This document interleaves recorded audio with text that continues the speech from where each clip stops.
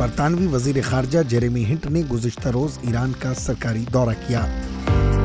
اس دوران امریکی اقتصادی پابندیوں پر ایرانی رہنماؤں سے خصوصی بات چیت کی۔ اس دورے کے دوران جیریمی نے ایرانی حکومت کے سامنے یہ واضح کیا کہ برطانیہ ایران کے جوہری معاہدے کے ساتھ اپنے وعدوں کو پورا کرنے کا ارادہ رکھتا ہے۔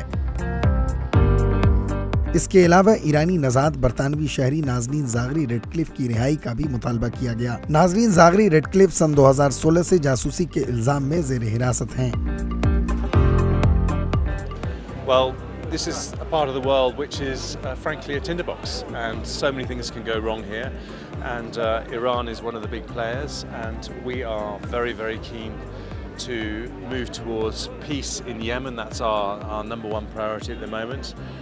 But also we have the case of Nazanin Zaghari Ratcliffe and other dual nationals here who are in prison. They shouldn't be. We want to get them home.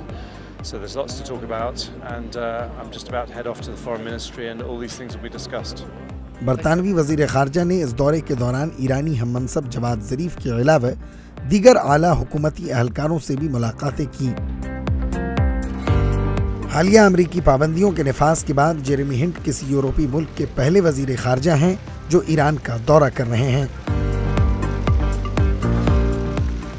Bureau report, ETV Bharat.